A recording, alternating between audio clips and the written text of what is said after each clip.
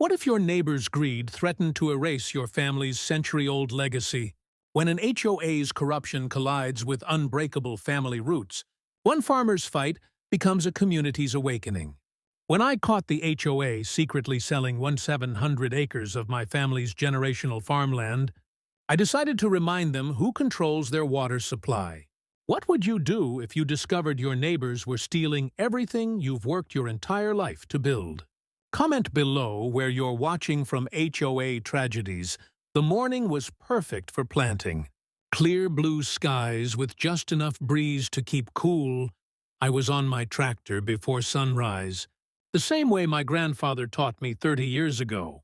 My phone buzzed for the 5th time, but I ignored it. Nothing was more important than getting these seeds in the ground. My family has owned this 2,000-acre farm for 4 generations, and the spring planting waits for no one, not even angry neighbors.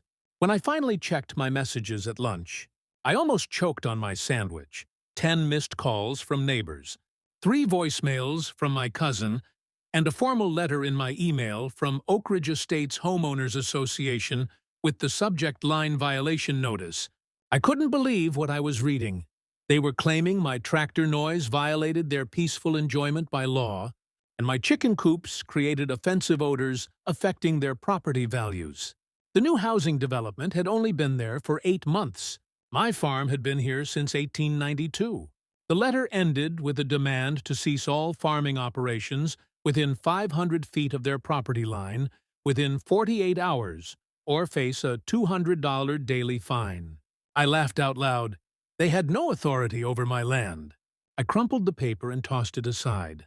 The next morning, I woke to the sound of a car door slamming. A woman in a crisp white pantsuit was marching across my front yard, clipboard in hand, trailed by 2 men in polo shirts with the Oak Ridge Estates logo. "Mr. Jackson," she called out as I stepped onto my porch. "I'm Karen Wilson, president of the Oak Ridge Estates HOA.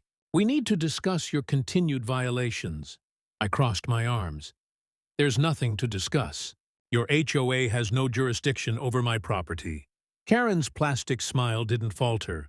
"Actually, according to the county zoning board, your agricultural exemption expired last year. Your property is now subject to our community standards as outlined in the Municipal Code, Section 42:3. That caught me off guard. My property tax bills certainly hadn't changed. "My family has farmed this land for over 100 years, I said. "No HOA can suddenly claim authority over it." Karen's smile turned cold. "Times change. We have standards now. Our residents paid premium prices for homes with guaranteed property values." She handed me another notice. "This is an official cease and desist. The board has unanimously voted to enforce these restrictions." As they left, my cousin Tom called. He lived in Oak Ridge Estates and served on the town council. "They've been planning this for months," he warned. "Something strange is happening. Karen's been having private meetings with developers and changing meeting minutes after they're approved." I spent that night digging through county records online. My agricultural exemption was still valid for another 5 years.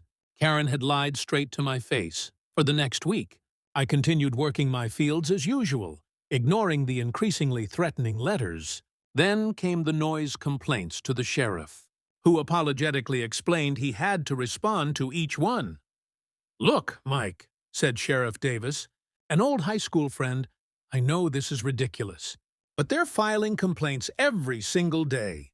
They've even started a petition claiming your farm is a public nuisance." I couldn't believe how quickly things were escalating. "Dave, my family has been feeding this county longer than that development has had paved roads. What's really going on here?" He lowered his voice.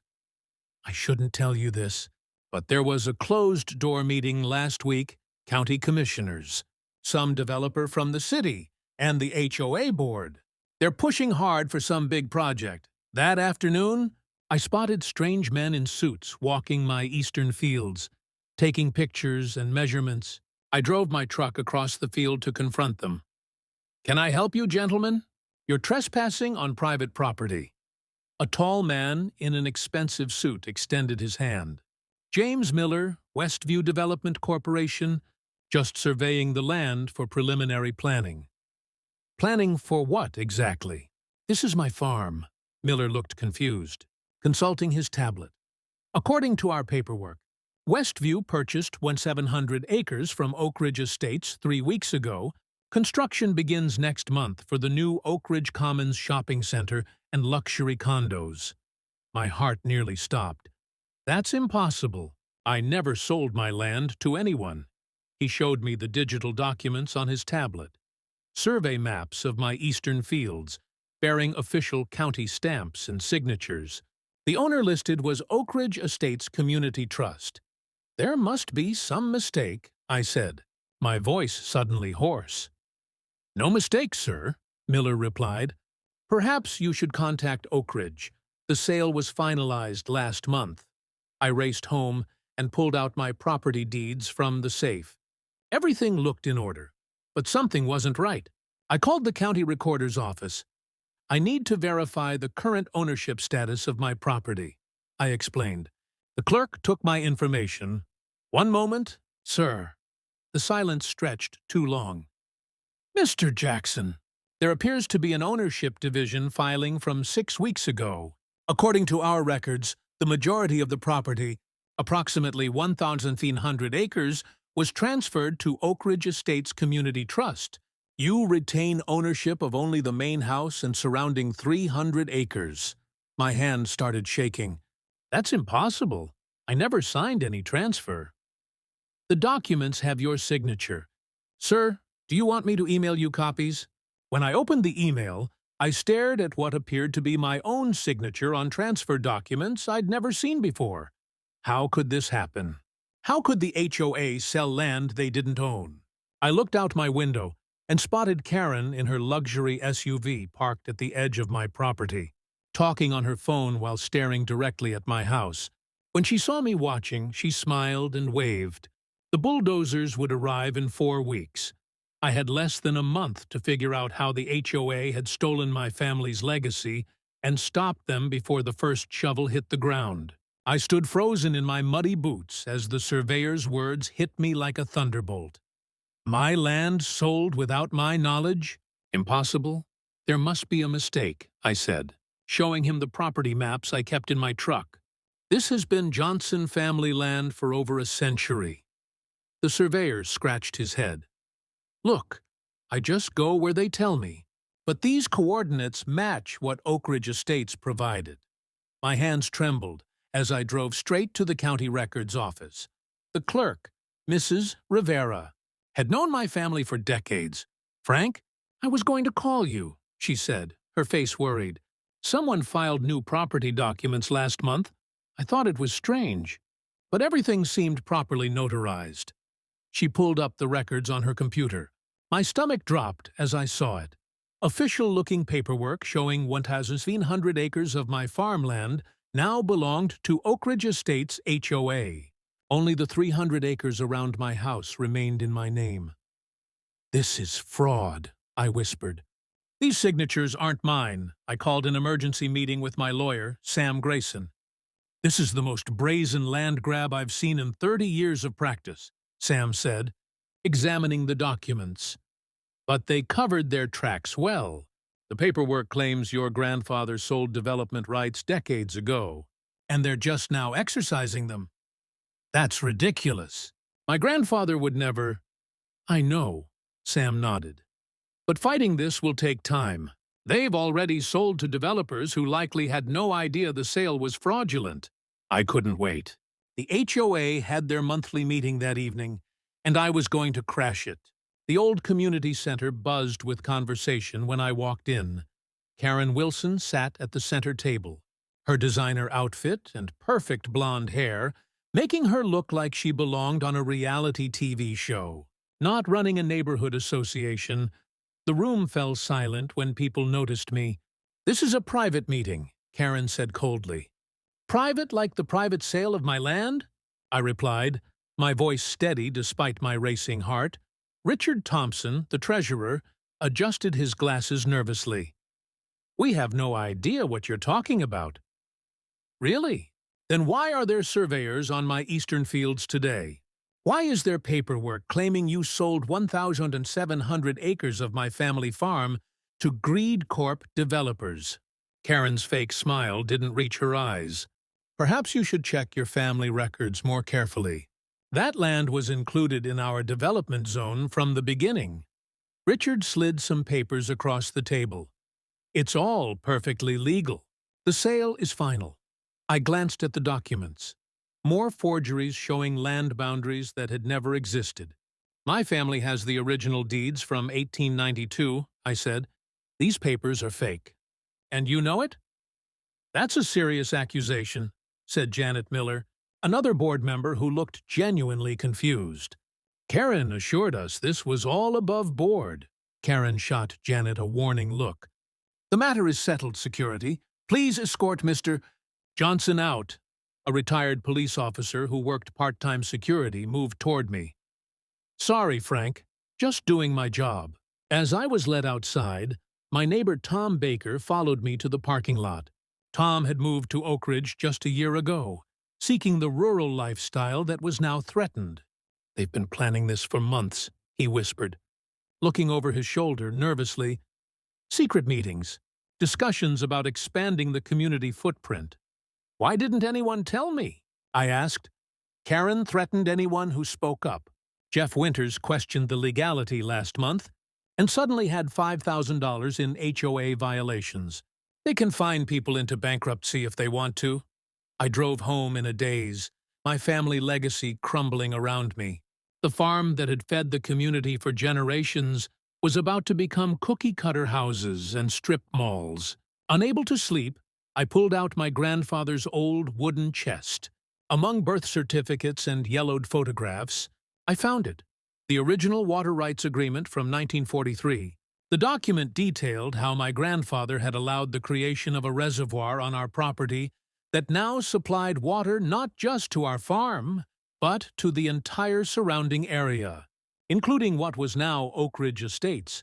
I read deeper, my excitement growing. The agreement included specific terms.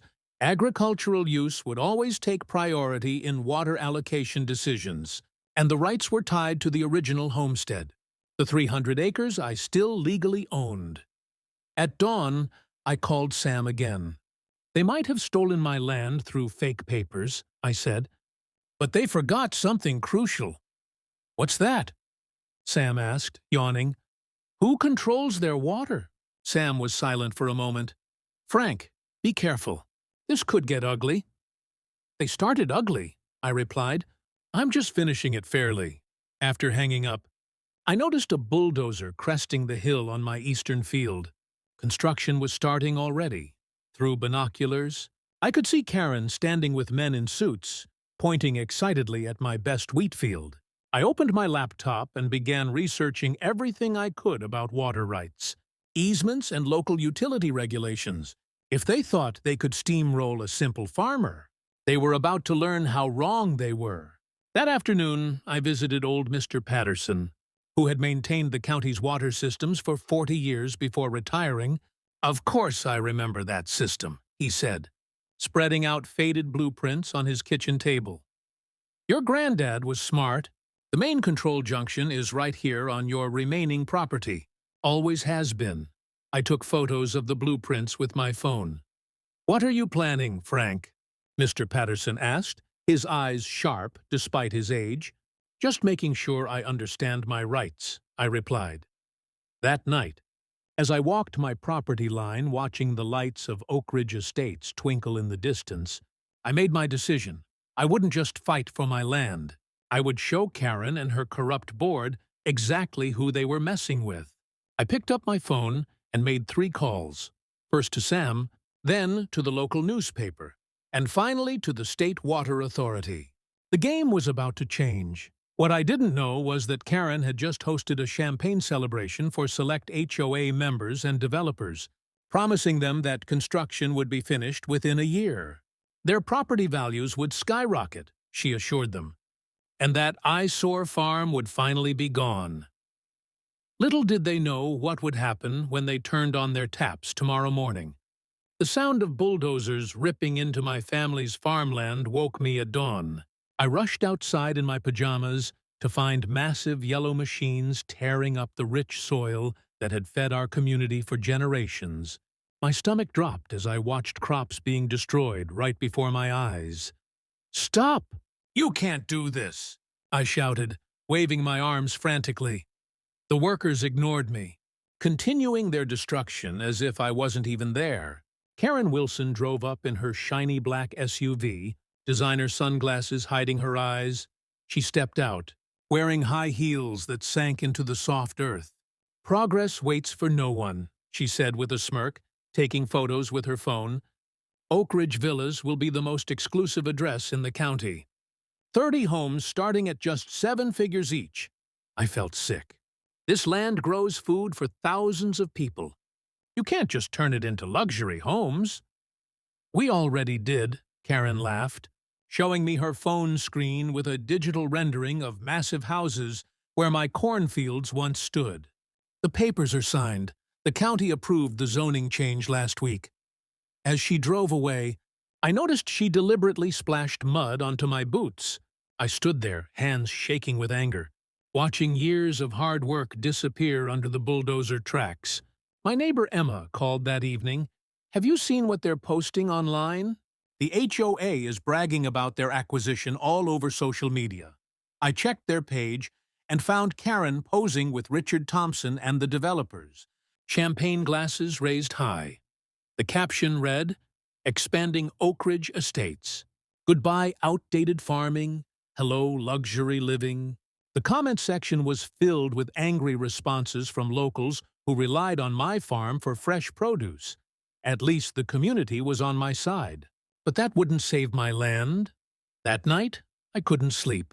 I paced my kitchen until 3 a.m., reviewing every document my family had kept over the years: birth certificates, death records, tax forms, and property maps covered my table.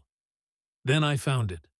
My great-grandfather's original water rights agreement from 1922. I read it carefully, then read it again. A slow smile spread across my face. At sunrise, I called my old college friend Sarah, now a water rights attorney. "They didn't do their homework," she confirmed after reviewing my documents. "Your family owns the water rights to the entire valley. The easement only grants usage to others as long as it doesn't interfere with agricultural needs." I knew exactly what to do. By noon, I was at the County Water Authority office filing paperwork. The clerk's eyes widened as she processed my request. "Are you sure about this?" she asked. "This will affect hundreds of homes." "I'm very sure," I replied calmly. "I'm redirecting the water allocation, as is my legal right." 2 days later, I was eating breakfast when my phone started buzzing with notifications. Facebook messages, texts, and voicemails poured in from Oak Ridge residents. Their water had slowed to a trickle, then stopped completely. Karen called 17 times before I answered. "What did you do?" She screamed so loudly I had to hold the phone away from my ear. "Nothing illegal," I replied, buttering my toast. "I simply exercised my water rights as specified in the original easement agreement. The document states I can prioritize agricultural usage." "People need water to live," Richard shouted in the background. "People need food, too," I countered. "I'm redirecting all water to my remaining 300 acres. I'm intensifying production there since you stole the rest of my farmland." Karen's voice turned sickeningly sweet. "Listen, maybe we moved too quickly. We can discuss some compensation." "The time for talking was before you falsified documents and stole my property," I interrupted. "Now I'm just protecting what's left." I hung up and walked outside. The sun felt good on my face as I inspected the irrigation system I'd modified. Water that once supplied the entire valley now flowed only to my remaining fields. An hour later, 3 police cars pulled up my driveway. Sheriff Miller stepped out first. I'd known him since high school. "Got complaints about water tampering," he said. Looking uncomfortable, I handed him my documentation. "Everything I've done is legal. My family has owned these water rights for over a century." While he reviewed the papers, a news van arrived, Karen must have called them, thinking they'd take her side. The reporter, Julie Ramirez from Channel 5, approached me with a microphone. "Can you explain what's happening with the water supply?" she asked. I smiled. "I'd be happy to," I said, pulling out maps showing the original property lines and water rights documents. "And I'd also like to discuss how the Oak Ridge HOA falsified documents to steal 1,700 acres of farmland that's been in my family for generations." Julie's eyes lit up. She clearly recognized a bigger story than a water dispute. By evening, the HOA called an emergency meeting. I wasn't invited, but my neighbor Tom texted me updates throughout. "They're freaking out," he wrote. "Developers halted construction. They're threatening to sue the HOA for misrepresentation. Property values are already dropping. At 11:42 Peter Day, 424. My doorbell rang. Karen stood there, her perfect makeup smudged, her confident posture gone. "Please," she whispered, her voice cracking, "turn the water back on. People have children, elderly parents. They can't stay in homes without water." I leaned against the doorframe. "Sounds serious. Maybe they should be angry at the people who created this situation." "We can talk about compensation," she offered desperately. I looked her straight in the eyes. "Compensation isn't enough. I want my land back." Karen's face hardened. "That's impossible. The contracts are signed." "Then I guess we have nothing more to discuss," I replied, starting to close the door. "Wait," she cried out. "The developers. They might be willing to reconsider if there's a water issue. I can set up a meeting." I paused, considering her offer. "Tomorrow, 9 Saturn a.m., my kitchen table. Bring the developers, your lawyer, and all those fake documents you used to steal my land." As Karen hurried back to her car, I noticed lights on in every house in Oak Ridge Estates. Nobody was sleeping tonight. They were all wondering the same thing. How had they never questioned where their water came from? My hands shook as I entered the courthouse. Cameras flashed in my face. Someone had tipped off the local news about our battle. The judge had rushed our hearing after 3 days without water, had left Oak Ridge Estates in chaos. Some families had checked into hotels just to take showers. The courtroom was split down the middle. On one side sat Karen and the HOA board members in their designer clothes, looking confident. On the other side were my supporters, farmers in work boots and practical clothes who relied on my land for their livelihoods. "All rise," the bailiff called as Judge Martinez entered. Karen smirked at me from across the aisle. She thought she had this in the bag. Little did she know what was coming.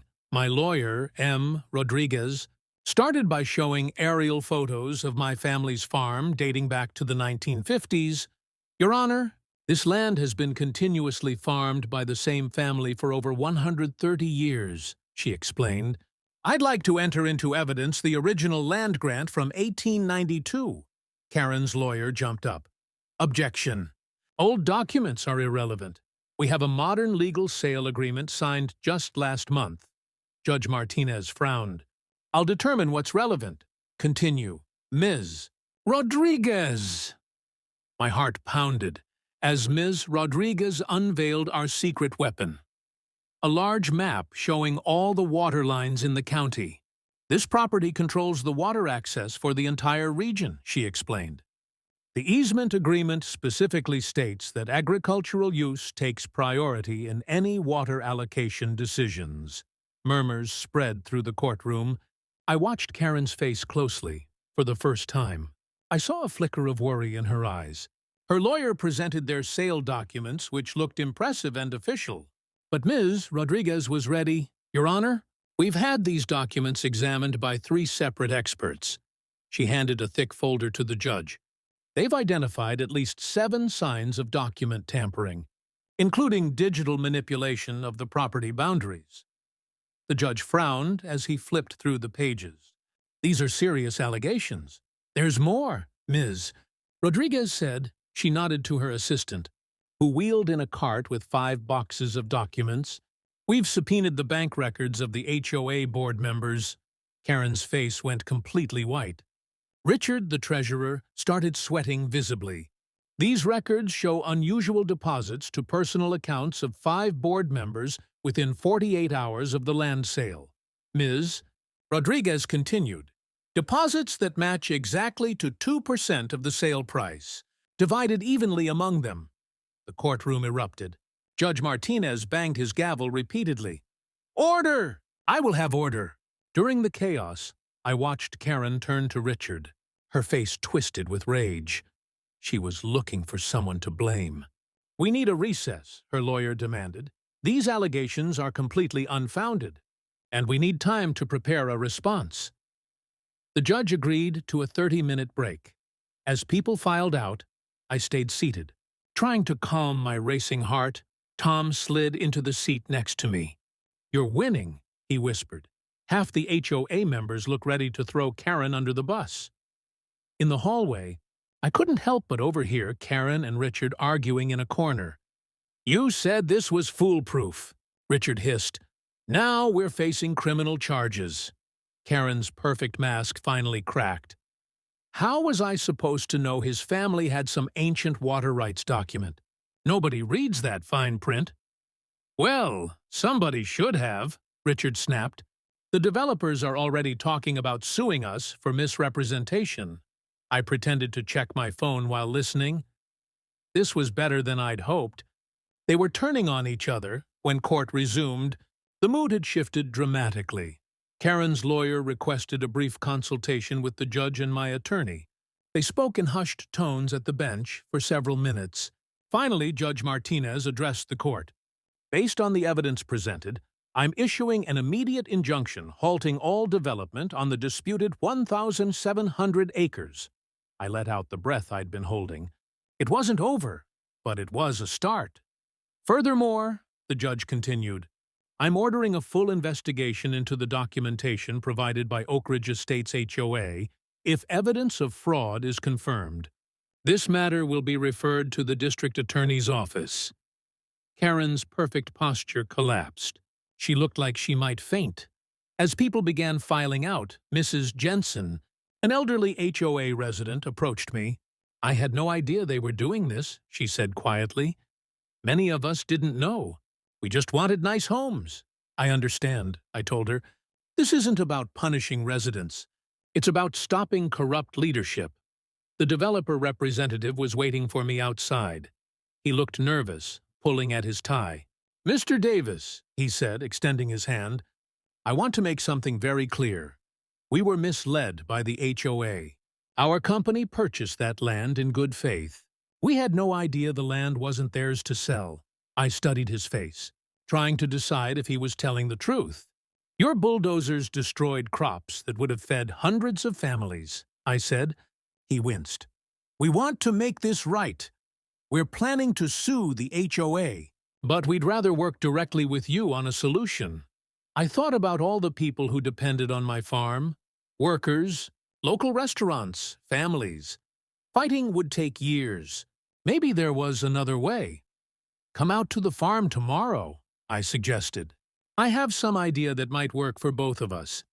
As I walked to my truck, Karen stormed past. Flanked by her lawyer, she stopped when she saw me, her eyes filled with hatred. This isn't over, she hissed. You think you've won, but my husband plays golf with the mayor. We have connections you can't imagine. I just smiled calmly. You might want to save your energy for your legal defense, Karen. I hear fraud charges can be pretty stressful.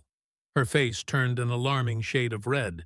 For a moment, I thought she might actually throw a punch right there on the courthouse steps. Instead, she jabbed a finger toward me. You'll regret this. Nobody makes a fool of me. As she stalked away, Richard hanging back with a panicked expression, I noticed the news cameras capturing everything. Karen's threat had just been broadcast to the entire county. Tom appeared at my side. The other board members are already talking about holding emergency elections, he whispered. Nobody wants to go down with Karen's ship. I nodded, watching Karen's retreating figure. I'd won the first battle, but the war wasn't over. I still needed to get my land back, and Karen wasn't going to surrender easily. But for the first time in weeks, I felt hope. Sometimes justice does prevail, especially when you control the water supply. You won't believe what happened next. 6 months later, I stood in my eastern field as the morning sun sparkled across the dew-covered crops. The bulldozers that once tore into my family's legacy were gone. In their place, farmers worked the land that had been returned to me, all 1,100 acres of it. The judge had thrown out the fake sale papers and ordered everything back to me. "I still can't believe we won," said my wife, squeezing my hand as we overlooked our restored farmland. "We didn't just win," I said. "We changed everything." The morning after our court victory, my phone had exploded with calls from reporters. The story of an HOA trying to steal a family farm hit a nerve. People from across the country sent messages of support. Some even mailed boxes of homegrown veggies as a show of farmer solidarity. Karen and her HOA buddies couldn't hide from the spotlight. Camera crews camped outside their fancy houses, asking about the kickback money they'd taken. Richard broke down on live TV, admitting they'd planned the whole thing over secret meetings and champagne. "We just thought no one would care about some old farm," he sobbed into the microphone. But people did care. A lot for weeks after the court decision. I got a surprise visit from the developer, new CEO. Their old boss had been fired over the scandal. "We made a terrible mistake," she said, sitting at my kitchen table. "Our company never would have moved forward if we'd known the truth." I pushed a plate of my wife's fresh-baked cookies toward her. "What happens now with your company?" She smiled. "That's why I'm here. We have a different idea. Would you consider selling just 50 acres legally this time for something that could help everyone? Instead of luxury houses, they proposed building a modern farming facility on a small corner of my property. It would create jobs and process crops from farms all over the county, including mine, plus they'd fund a farming education center where city kids could learn where their food comes from." "And the Oak Ridge HOA?" I asked cautiously. "They'll have no control over any of this," she promised. In fact, the next HOA meeting looked nothing like the old ones. Tom Baker, my neighbor who'd secretly tried to warn me, had been elected the new president after Karen and half the board resigned in disgrace. The remaining members voted unanimously to approve my new farming operation and create a buffer zone between our properties. "Most of us moved here because we loved the country feel," Tom explained as we walked the property line together. "We never wanted to destroy what makes this place special." The criminal charges against Karen and Richard moved forward. The district attorney had found bank transfers showing exactly how much money had lined their pockets from the fake land deal. Karen had to sell her big house after her husband divorced her over the scandal. I sometimes saw her driving past my fields, her face pinched with anger, as summer turned to fall. We broke ground on the new processing center. Local farmers came to celebrate, bringing pies and side dishes made from their own harvests. Even residents from Oak Ridge Estates joined in, including many who admitted they'd been bullied into silence by Karen's threats of massive fines. "My grandfather was a farmer," one older gentleman from the development told me. "I hated what they were trying to do to you." By winter, something remarkable had happened. The division between the farming community and Oak Ridge began to heal. We created a weekly farmers market in the space between our properties. Families from the development signed up for crop shares, paying upfront for boxes of fresh produce throughout the growing season. The water rights issue got solved too. We drafted a fair agreement that guaranteed enough water for both my agricultural needs and their households. In return, the HOA bylaws were permanently changed to protect farming activities from complaints. One year after our court victory, we hosted a community harvest festival on the very fields that had almost been stolen. Children from both the development and farming families ran through a corn maze together, while their parents chatted over apple cider. As sunset painted the sky orange, I found myself standing next to Tom. "Do you ever wonder what would have happened if they'd gotten away with it?" he asked. I looked across the crowd of people enjoying food grown from this very soil. I think about it every day. But then I remember something important. "What's that?" he asked. "People forget that fancy houses and perfect lawns don't feed anyone. This land doesn't just grow crops, it grows community." Tom nodded thoughtfully. Karen never understood that. She just saw dollar signs. I spotted my oldest son teaching an Oak Ridge teenager how to drive our smallest tractor, both of them laughing. "You know what the best revenge is?" I said, smiling at the sight. "It's watching her drive past every single day, seeing what she almost destroyed not only survive, but thrive. And knowing that while she lost everything, we all gained something better." That night, as my family gathered around our table filled with food we'd grown ourselves, I realized the HOA had accidentally given me something precious. They had tried to take my land, but instead, they'd helped me show an entire community why this farm matters. And that lesson would feed people's hearts long after their fancy development had faded.